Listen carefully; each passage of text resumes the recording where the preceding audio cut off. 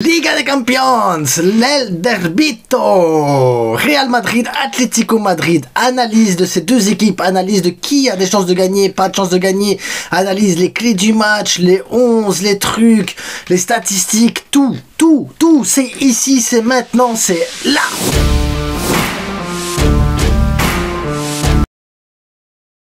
On s'abonne, on like, on partage un maximum. Aujourd'hui, on va parler de ces deux clubs-là parce que c'est quand même le choc qui aura lieu demain soir entre ces deux grosses équipes.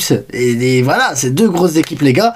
L'avant-match pour le Barça, ce sera demain. Donc, je vous invite, je vais mettre une FAQ spéciale Ligue des Champions pour vous. Ça va apparaître... bim, ça y est, ça a apparu sur la chaîne. Donc, posez-moi des questions comme ça. À ce moment-là, on parlera de Ligue des Champions, le derby, le choc entre le Benfica et le Barça. Aujourd'hui, on s'occupe et on se préoccupe que des deux équipes de Madrid parce que je sens que ça va être un match, les gars, mais chaud bouillant, les gars. Si vous voulez des maillots de l'Atlético, des maillots du Real, des maillots du Barça, des maillots de Manchester United parce que Manchester vous fait rêver, une seule adresse, levestierstore.com, 10% de remise, code promo la frite. Voilà, livraison, bazar, offerte, c'est quoi que ce soit, rejoignez-moi sur Instagram. S'il y a des soucis de livraison, au pire des cas, vous inquiétez pas. J'ai un gars, il a un souci parce que la commande a été bloquée à la douane, il va recevoir un autre maillot en échange. Il y a pas, le maillot qu'il a commandé plus une remise supplémentaire pour sa prochaine commande. Donc, il y a toujours des solutions, j'ai envie de vous dire. Donc, ne vous inquiétez pas. Parce que oui, des soucis, ça arrive des fois, les gars. Mais tant qu'il y a des solutions, c'est parfait. Et j'ai envie de vous dire, les solutions, quelle solution pour le Real Madrid? Quelle solution pour ce Real Madrid là, les gars? Parce que l'Atlético Madrid, c'est quand même un grand gardien. Au black, 12 clean sheets, les gars. 0,6 buts par match. L'Atlético Madrid, c'est la meilleure défense d'Europe. Alvarez marche sur l'eau, les gars. 40 matchs, 21 buts, 5 passes décisives. L'Atlético est invaincu depuis 121 matchs. Ça fait les 26 derniers matchs sans défaite. La dernière défaite, ça monte de Leganés, 17e au classement. Leganés, les gars. T'as des joueurs, les gars, quand même, parce que là, on te dit Alvarez, il marche sur l'eau, mais Griezmann, t'as l'impression qu'il a une seconde jeunesse. De Paul, quand tu regardes le dernier match contre Bilbao, le gars, il était partout, il faisait même des dribbles. Tu te dis, c'est qui ce mec? C'est De Paul, les gars. Simeone, franchement, révélation. Barrios, révélation. Sorloth, c'est le gars des grands matchs aussi, qui peut rentrer à tout moment et te mettre des buts. T'as Llorente, il peut te faire des allers-retours sur son flanc, un truc de fou. Jiménez s'est reposé du week-end lors du match contre Bilbao, donc Jiménez sera là en forme. Et l'Atlético Madrid arrive avec des certitudes après son match contre Bilbao, des certitudes après toutes ces victoires, ces non-défaites et tout ça.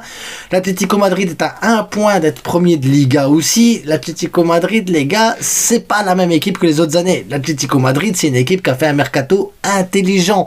C'est une équipe qui a un entraîneur d'expérience, qui est sur le banc depuis longtemps, qui connaît parfaitement ses joueurs, qui sait comment les utiliser et qui connaît parfaitement le Real Madrid, les gars. Même si en Ligue des Champions, l'Atlético Madrid a jamais gagné contre le Real Madrid. Jamais. Tu as 2014, la défaite en finale 4-1, je suppose que les gens se souviennent du but de Ramos à la dernière seconde pour faire le 1-1 et ensuite les prolongations, hop, c'était plié. 2015 0-0 1-0, 2016 1-1 et ça finit 5-3 au penalty aussi. Donc voilà, Real Madrid qui va gagner au penalty, et 2017 le 3-0 et le 2-1. Donc voilà, c'est complicado pour l'Atlético Madrid en Ligue des Champions. Maintenant, sur les 10 derniers face à face, tu te retrouves avec 3 victoires du côté du Real, 3 victoires du côté de l'Atlético et 4 matchs nuls. Et le match nul est peut-être la chose qui pourrait arriver de plus probable sur ce match. Mais là, tu as le Real Madrid. Le Real Madrid, si tu enlèves le côté Real Madrid mode Ligue des Champions, cette année, le Real Madrid, c'est pas le Real Madrid, les gars. C'est pas le grand Real Madrid. C'est pas le Real Madrid où tu te dis, il marche sur l'eau. Non, le Real Madrid, cette année, c'est 0 victoire. 0 victoire, je le redis, contre le top 4 de Liga. C'est 9-2 cumulés sur les Classicos, en défaite. C'est l'horrible Milan AC qui est 9e de Serie A qui est venu se balader au Bernabéu comme si elle était dans son jardin. C'est un match à Anfield qui est d'une honte totale pour tous les Madrilènes, tellement que le Real était faible, mais faible les gars. C'est une défaite face à Lille, c'est une remontada miraculeuse face à Dortmund, mais sinon c'était catastrophique en première mi-temps. C'est un Real Madrid qui a zéro certitude. Si tu prends le Real Madrid de ce week-end-ci, c'est un Real Madrid apathique, c'est un Real Madrid sans saveur, sans idée, sans goût, sans rien. C'est un Real Madrid malade, les gars. Malade, il y a des raisons. Militao blessé, Carvajal blessé, Ceballos blessé. Valverde, normalement, devrait reprendre l'entraînement et tout ça. Et aujourd'hui, normalement, Valverde devrait peut-être jouer ou pas, on ne sait pas. Mais en tout cas, ce qui est sûr, c'est que s'il ne joue pas défenseur droit, dans toutes les défaites du Real Madrid cette saison, sauf Lille, le défenseur droit, c'était Vasquez. Vasquez est le dénominateur commun à toutes les défaites du Real Madrid sur le côté droit. Donc si Valverde n'est pas à 100%, et qui met Vasquez, tu prends un risque. En sachant que Mendy a été décisif ici au dernier match, mais n'avait plus été décisif depuis quelques années. En sachant que Fran Garcia, c'est pas lui qui va t'apporter des certitudes devant, derrière. Tu sais pas non plus ce qu'il y a Ancelotti dans sa tête tactiquement. Il est capable de te mettre Alaba et Rudiger et de mettre Asensio sur le côté. Courtois n'arrête pas de penalty depuis, ça fait des années, le dernier penalty que le Real a réussi à arrêter.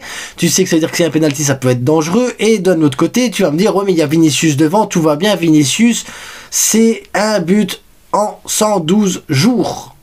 Donc, il n'y a pas non plus... C'est compliqué. Ton milieu de terrain, bah, tu vas mettre quoi? Est-ce que tu vas mettre Modric? Est-ce que tu vas mettre Camavinga? Sans savoir si Modric va pouvoir tenir face à l'intensité d'un De Paul, d'un Simeone, d'un Barrios, d'un Griezmann? Est-ce que, voilà, j'ai dit Asensio à la place d'Alaba ou à la place de Rudiger? On ne sait pas comment on peut fonctionner Ancelotti. Mendy, est-ce que ce sera Mendy? Est-ce que ce sera Fran Garcia? Et voilà, il y a tellement de choses que tu peux dire sur le Real Madrid qui ne roule pas, qui ne tourne pas, qui a des records de défaites actuellement.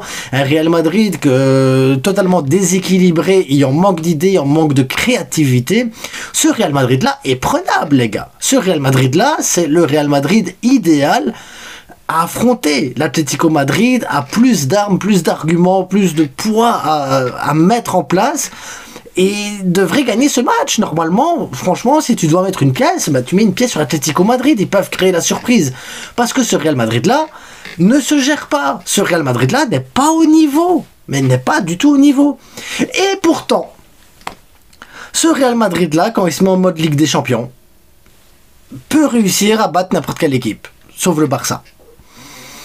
Donc c'est compliqué, tu vois. Tu vas voir, moi je vois bien un Atlético Madrid défendre à 5, en 5-4-1, et partir avec des joueurs sur les flancs qui prennent le flanc et qui montent bien, tu sais, du Ravi Galan sur le côté gauche, du Llorente sur le côté droit, avec un Alvarez qui prend bien la profondeur, avec un Griezmann derrière, avec un De Paul, un Simeone et un Barrios qui viennent pour couvrir les choses. Bref, t'as une équipe équilibrée, compétitive, de guerriers et tout ça. Franchement, je vois bien l'Atlético Madrid pouvoir tenir face à ce Real Madrid. Maintenant, moi, le Real Madrid, quand tu le vois, quand il a joué contre le Betis, que le Betis a décidé de jouer bloc bas, le Real Madrid s'est installé, le Real Madrid a été dangereux. Le Real Madrid a réussi à combiner, le Real Madrid a réussi à apporter des choses intéressantes pendant les 20-25 premières minutes du match.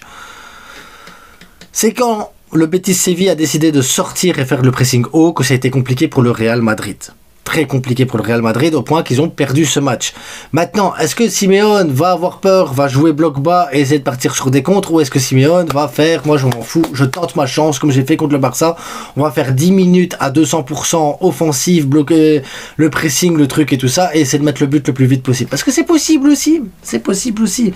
C'est-à-dire, Simeone a une équipe qui est capable de presser haut. Simeone a une équipe capable de défendre bas. Simeone a une équipe qui est capable de garder le ballon, de se battre sur tous les trucs. Donc voilà, pour moi, l'Atlético Madrid par favori. Maintenant, dans les incertitudes du côté des Real Madrid, si je devais être Ancelotti, moi je partirais sur un 11 simple. Faut pas se prendre la tête, Rodrigo, Mbappé, Vinicius, parce que tu sais que ça va être eux, tu sais que tu auras Bellingham en milieu offensif, en homme libre, donc ça tu te prends pas la tête. Je mettrai Tchouaméni en numéro 8, et à côté de lui je mettrai Alaba en milieu défensif. Comme ça tu peux jouer avec Rudiger et Asensio, les deux ensemble en défenseur central, et un Fran Garcia qui peut apporter offensivement, et de l'autre côté un Valverde ou un Lucas Vazquez si t'as pas le choix de Lucas Vazquez, pour apporter de l'autre côté, ce qui permettrait quand les deux défenseurs centraux, les deux flancs montent, d'avoir un Alaba qui se place entre les deux défenseurs centraux, de manière à pouvoir couvrir un maximum de terrain, et un Tchouaméni un peu plus en retrait pour la récupération en plus, et Bellingham, voilà, qui redescend un petit peu, mais ça te permettrait d'avoir du Vinicius demi-espace ou sur le flanc, et avoir l'aide des ailiers pour pouvoir justement contrer ces 5 défenseurs, parce que là, à ce moment-là, t'attaquerais avec 6 attaquants.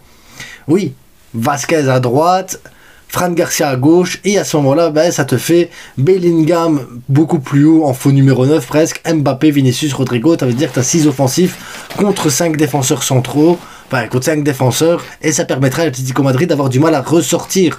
Tu mets Tchouaméni sur Griezmann pour éviter les rampes de lancement, Asensio sur Alvarez, et voilà, normalement le Real Madrid peut faire quelque chose. Mais tu as Ancelotti qui tactiquement est compliqué. Donc pour moi les clés du match, les vraies clés du match ici, ça va être Alvarez qui va devoir montrer qu'il est au niveau Ligue des Champions et qu'il peut apporter dans les grandes rencontres. C'est peut-être l'élément qui manque à cet Atlético Madrid.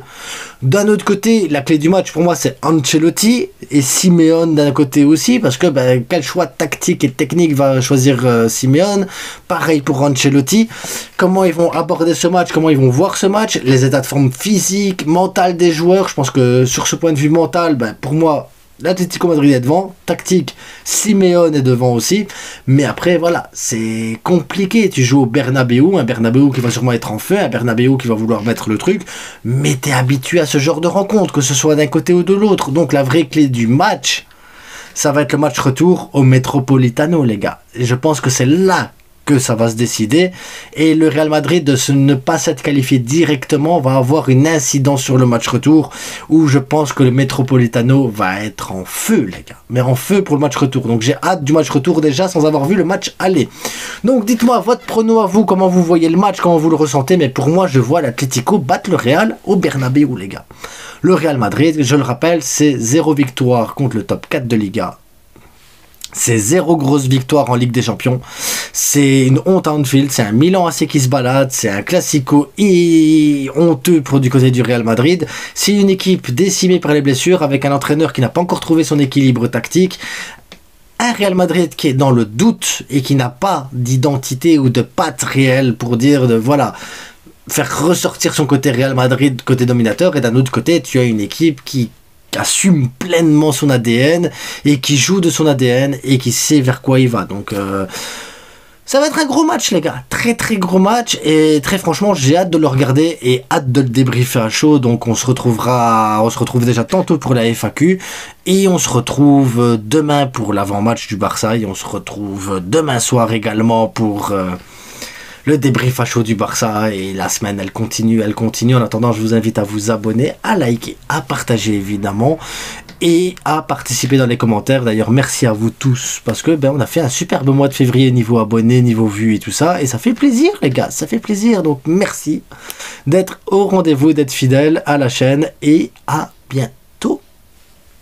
C'est que du foot, à bientôt, ciao.